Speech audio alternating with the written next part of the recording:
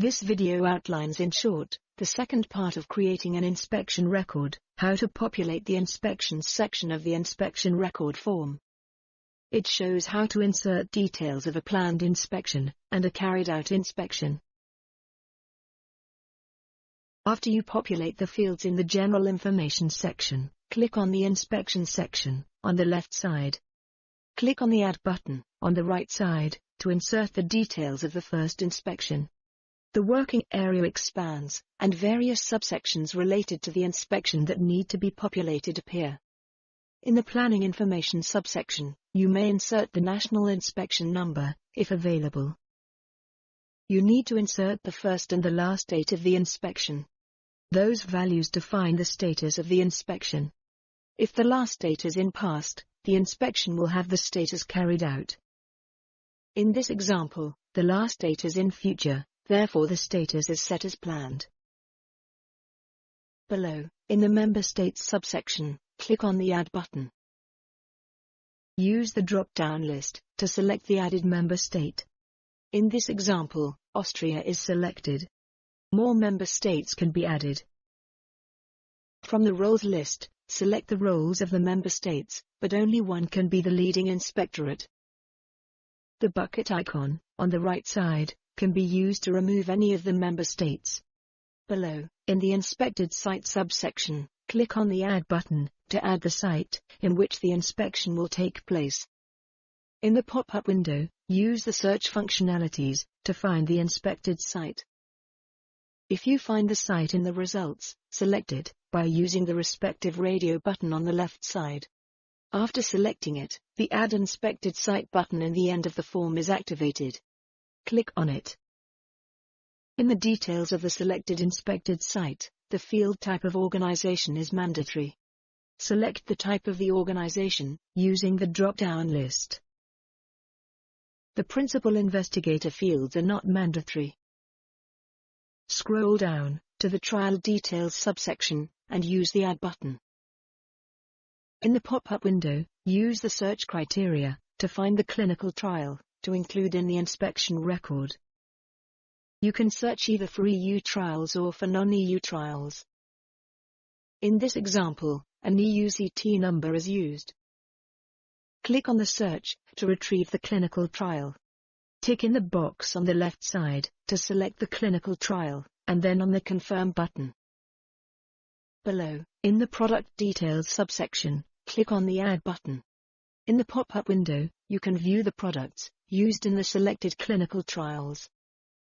In this example, only one product has been used. Select it and click on the Confirm button. As the inspection status is planned, the inspection has yet to take place. Therefore, the inspection outcomes cannot be populated at this stage, and will be populated once the inspection is carried out. More details will be shown on the third clip of this module. The Sponsor Notification subsection, in the end of the section, can be used if you want to associate the inspection with a notification sent by the sponsor. Click on the Add button, and you will view the notifications related to the selected clinical trials. After finishing with the details of the inspection, scroll up, and use the Save button to save the inserted inspection. Now, the inspection ID number is generated by the system. An additional label with the draft status is added. After saving, you can use the Lock button if you need to edit any of the details. Click again on the Inspections section if you need to add more inspections. We will follow the same steps to create a carried-out inspection. Click on the Add button, and a second inspection will be listed below the one previously saved. If the last date is in past, the default status planned becomes carried out. Fill in the necessary fields as previously shown, and in the end of the section, in the Inspection Outcomes subsection, you can now see the Add button. The button now has appeared, since the inspection has occurred in past, and details of the inspection outcome can now be included in the inspection record. Click on it, and in the expanded area, use the drop-down lists to add the activity and the sub-activity. You can use the comment button if you need to add comments regarding the outcome of the inspection. Type your comments in the text fields and click on the Close button. Insert the numbers of the critical and major findings in the respective fields. After finishing all the details for the carried out inspection, including the inspection outcome, scroll up to the top of the section. You can save the second inspection. The inspection ID is completed, and the label with the draft status is added. In the Inspections section, you can view both inspections listed. Click on the Lock button to reveal the buttons on top. It is not possible to submit the inspection record at this moment. If an inspection has already taken place, and the status is carried out, then an inspection report should be provided before the submission of the inspection record. The last section, Overall Inspection Outcome and Reports, should also be completed, otherwise the respective tick in box remains disabled, and the Confirm button cannot be used.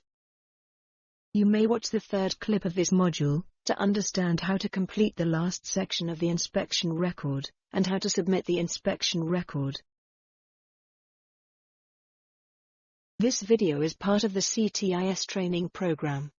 For more information on how to create an inspection record, and how to populate the inspections section of the inspection form, you may visit our training platform and our additional materials.